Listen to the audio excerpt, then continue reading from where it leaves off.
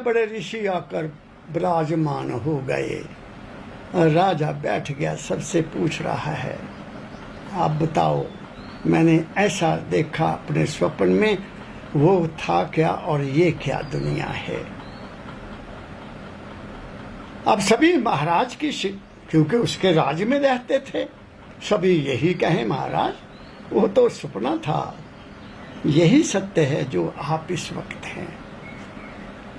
राजा खुश नहीं था। इतने में एक संत आए जिनका नाम है अष्टावक्र।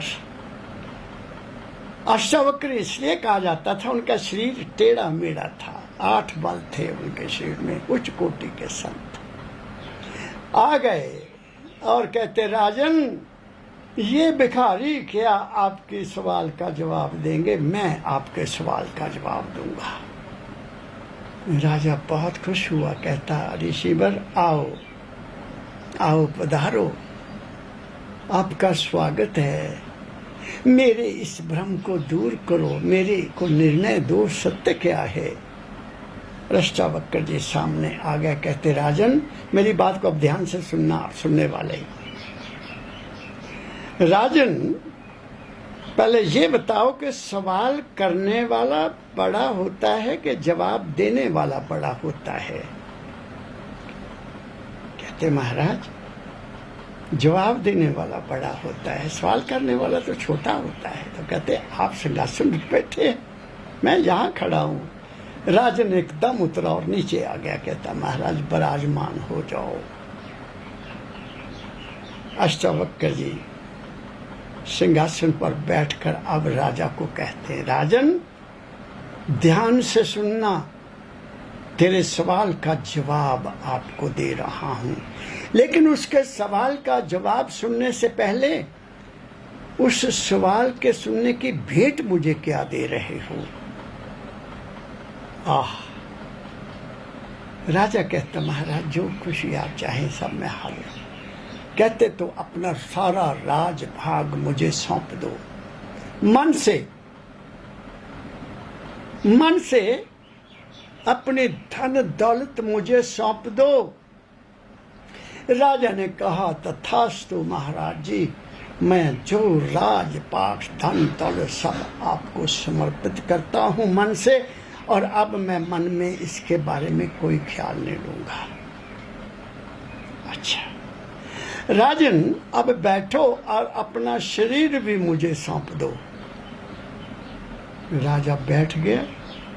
मैं बैठा हूं ना, नहीं हिल रहा, सिर्फ हाथ उठाता हूं आपको समझाने के लिए। राजा बैठ गया। राजन ने अपना शरीर भी अष्टावक्र जी महाराज को सौंप दिया और बिल्कुल बैठ गया, स्थिर होकर बैठ गया। शरीर में कोई हरकत नहीं कर रहा है, बस एक नजर है अष्टावक्र जी के अब मुझे अगला क्या हुक्म देते हैं। तीसरा हुक्म किया, राजन अब एक चीज और मुझे दे दो, तुम्हारे सवाल का जवाब तो मैं दे दूंगा। जी हुजूर। हाथ हिलाया, हाथ जोड़ना पड़ा। अपना मन भी मुझे दे दो, शांत हो जाओ। राजा के दिमाग से सब कुछ निकल गया। न धन है, न दौलत है, न शरीर का एहसास है, न मन का एहसास है। क्या रह गया? खाली हो गया। चुप राजन बैठा है, कोई दुनिया नहीं उसके अंदर में। अंदर क्या नजर आया? प्रकाश नजर आया और चुकन्ना हो गया। अष्टावक्र ने कहा, राजन बताओ क्या देखा? कहता, महाराज न वहां ये दुनिया, न मेरे अंदर की दुनिया। मतलब स्वप्न, वो भी एक दुनिया है। ना स्वप्न की दुनिया नजर आई है, ना ये दुनिया नजर आई है। मुझे तो कुछ और ही नजर आया। क्या कहा मैंने? जो कहा जाता है कि संत को तन मन धन अर्पण कर दो, इसका बहुत नाजायज उठाया गया फायदा। मेरे देशवासियों, तुम्हें कुछ भी देने की जरूरत नहीं है, लेकिन जब तुम बैठ जाओ, सिमरन करने के लिए बैठ जाओ, समझ लो ये शरीर सतगुरु का है, और ध्यान करने बैठ जाओ, सतगुरु का ध्यान हो जाएगा, क्योंकि तुम खाली हो गए, मन भी सतगुरु को दे दिया। इसलिए संतों ने कहा है, मन के मते न चालिए, मन के मते अनेक, मन पर जो सवार है सो साधु कोई एक। तुम ही तो साधु हो, जो मन को साधने वाला साधु है, वस्त्र पहनने वाला साधु नहीं है, जिसने तरह तरह के चोले पहने हुए है या रंगदार अपने आप को सजाया हुआ है। वो तो बनावट है, बनावट में संतपना नहीं हो सकता, दिखावे में संतपना नहीं हो सकता। मेरे दाता, मेरे बाबा फकीर के चेहरे को देखो, मेरे बाबा फकीर के पहरावे को देखो, आप कोई कह ही नहीं सकता कि वो परम पुरुष है। सिंपल, साधारण, क्या कह रहा हूं मैं आपको। इसलिए कुछ देने की क्या जरूरत क्या है, वो तुम्हारी श्रद्धा है। तुम वहां लंगर खाते हो तो पैसा देना चाहिए, तुम वहां ठहरते हो तो बिजली का खर्च देना चाहिए। मैं भी देता हूं, मैं रोटी खा लूं कहीं मंदिर में तो मैं पैसे पहले जमा करवाता हूं उसी वक्त। क्या कह रहा हूं मैं आपको, मेरा क्या अधिकार है कि सत्संगियों के पैसे, उनकी ऑफरिंग्स, उनके पैसे से मैं अपने ऐशो आराम का ख्याल करूं। मुझे तो मेरे दाता ने बहुत कुछ दिया हुआ है, कोई कमी नहीं छोड़ी है।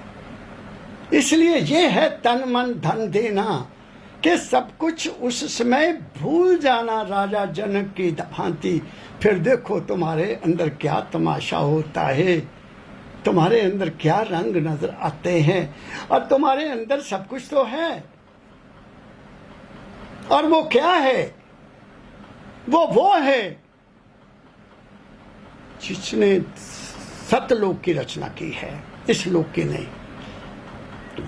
ये लोग, ये संसार काल और माया का है, इसको भी समझ लो। काल किसको कहते हैं? काल समय को कहते हैं। समय के अनुसार जो कुछ भी हमारे इर्द गिर्द, परिवार में या समाज में या देश में कोई घटना घटती है, उसका विचार हमारे मन के ऊपर असर करता है। हमारा मन समय के मुताबिक होने वाली घटनाओं के प्रभाव से प्रभावित होता है, और उसके मुताबिक हमारे अंदर ख्याल पैदा होते हैं। वो जो ख्याल है वो माया है, वो जो चिंतन है वो माया है।